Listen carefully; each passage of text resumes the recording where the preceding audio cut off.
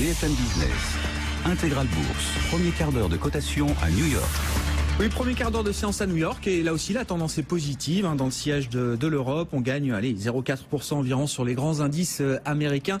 Et c'est Béatrice Philippe qui est en ligne avec nous depuis New York justement, présidente de 4 Points IM. Bonjour Béatrice. Bonjour Grégoire. Bon, marché très très fort, on est toujours très très proche des records historiques. Alors sur le S&P 500, sur le Nasdaq, c'est vrai que l'actualité économique notamment est un peu plus creuse. On a eu les inscriptions hebdomadaires au chômage.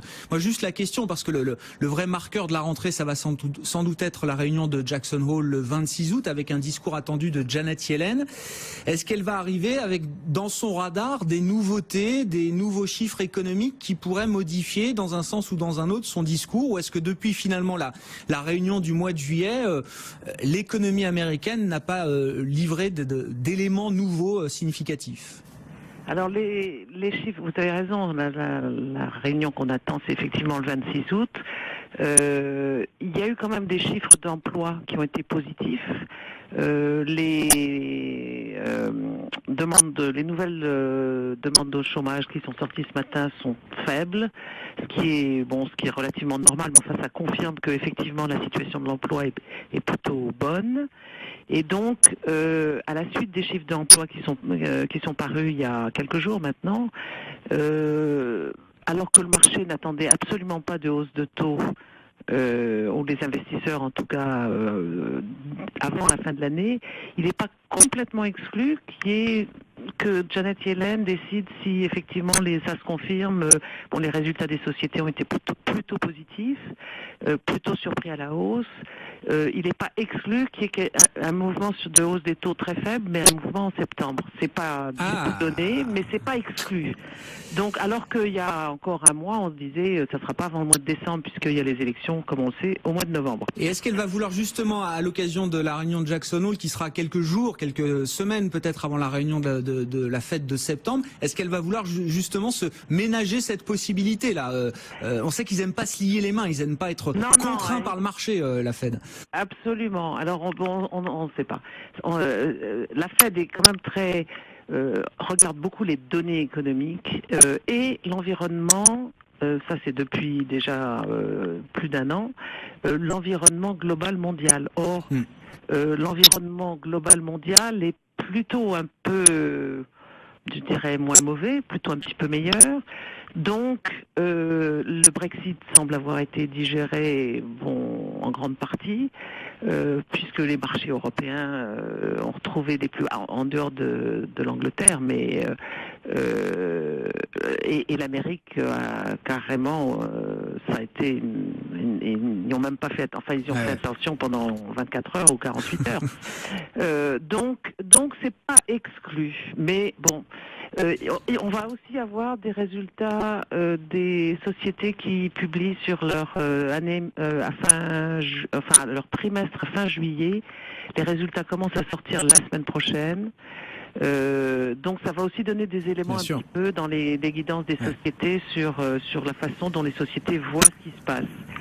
Donc plutôt positif, mais bon, c'est pas du tout évident qu'ils montent les taux, mais c'est pas exclu non plus. Alors qu'il y a un mois, on pensait pas du tout. Et ça fait toujours, les banquiers centraux, voilà, ils aiment bien qu'il y ait une forme un peu d'incertitude aussi dans le marché. Quand tout va dans le même sens, quand c'est trop facile et que c'est un trade à un seul sens, ils aiment pas trop voir ça. Et puis alors, en plus, ils ont le calendrier de la Fed se télescope un peu avec le calendrier politique aux États-Unis. Vous suivez ça évidemment de près depuis plusieurs années, Béatrice. Je sais pas si c'est un truc de médias américains d'ailleurs, mais on commence à entendre là cette idée que Donald Trump pourrait abandonner la course à la Maison Blanche. Ça vous paraît crédible? C'est possible? Parce que c'est vrai que là, il a repris un peu de retard face à Hillary Clinton dans les sondages, ou c'est totalement exclu à ce stade?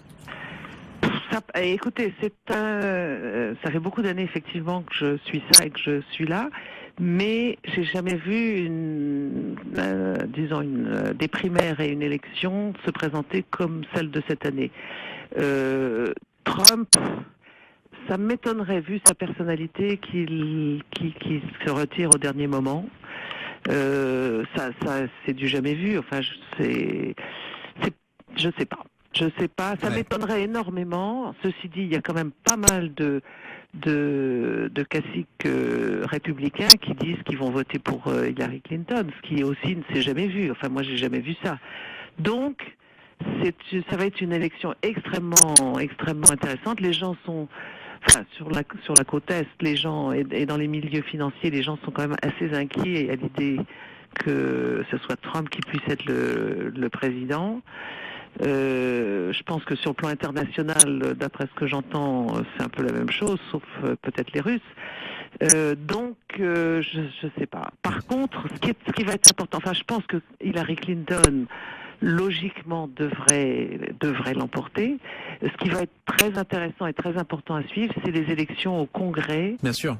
Parce que pour l'instant, les républicains dominent très largement le Congrès et on entend de plus en plus dire que à cause de Trump, il y a beaucoup de sièges qui risquent d'être perdus localement dans les différents États et municipalités. Donc, un Congrès qui sera peut-être un peu moins... Je pense pas qu'il perde le contrôle de la Chambre, mais le Sénat risque de devenir démocrate, enfin majorité démocrate. Et la Chambre, probablement une majorité républicaine, mais un peu plus modérée, enfin moins dominante. Donc, à voir. Enfin, Hillary Clinton annonce aujourd'hui, dans le Michigan, son programme économique. On va voir ce que ça donne. Trump a annoncé des trucs qui sont complètement... qui vous paraissent pas crédibles et tenables à ce stade? Non. Baisse d'impôts pour tout le monde, enfin c'est vendeur, oui, ça c'est sûr que c'est vendeur. Oui, non, c'est très démagogue.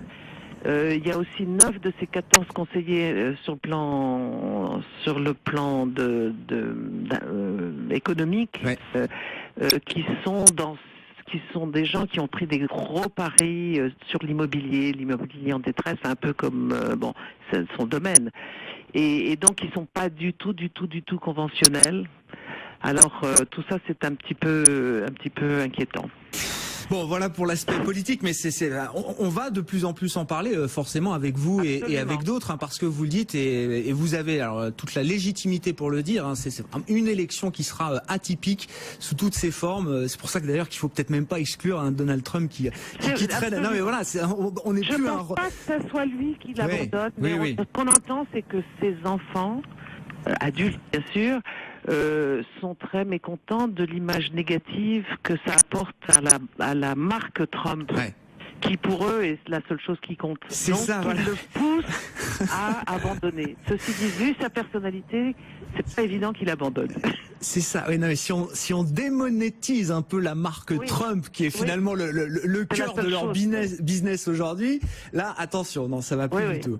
Un mot juste rapide, peut-être, Béatrice, des quelques résultats, parce qu'il y en a encore, et c'est des résultats intéressants, parce que ce sont les chaînes de grands magasins américains dont on sait que ils souffrent. Enfin, ces chaînes, elles souffrent depuis un an et demi peut-être, et même plus de la concurrence d'Internet, bien sûr. Macy's, c'est plus 15%, Kohl's, c'est plus 15%, Nordstrom, c'est plus 7%. Est-ce que ça va mieux pour ces grands magasins ou est-ce qu'il faut lire autre chose là, à travers la réaction du marché?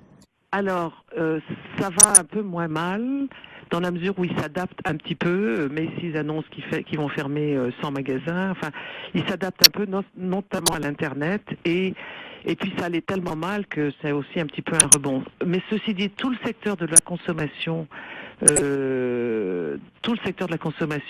les Bed Bath & Beyond, Urban Outfitters, Carter's et autres, qui sont non pas des magasins, mais liés à la consommation, vont mieux parce que effectivement le consommateur va plutôt bien. Les gens sont pas au chômage, ils ont des emplois, ils ont économisé, ils se sont désendettés et donc il y a nettement une confiance du consommateur, ce qui fait qu'effectivement les chiffres les plus récents dans les magasins ont été meilleurs que prévu. Il faut dire que les attentes étaient extrêmement basses et ça va moins mal, disons. Mais Amazon est quand même un sacré concurrent. Oui. Un sacré concurrent. Non, mais c'est sûr. Bon, et il faudra voir, tiens, à propos de la confiance du consommateur, si cette consommation, elle tient au regard de l'incertitude peut-être que va apporter cette élection présidentielle. Ce sera intéressant de voir dans les semaines prochaines sur les chiffres de consommation, si le consommateur, voilà, avec cette incertitude créée par cette bataille complètement inhabituelle pour la Maison Blanche, si le consommateur reste solide. Merci beaucoup, Béatrice. Merci d'avoir été avec nous par téléphone depuis New York, présidente de 4Point.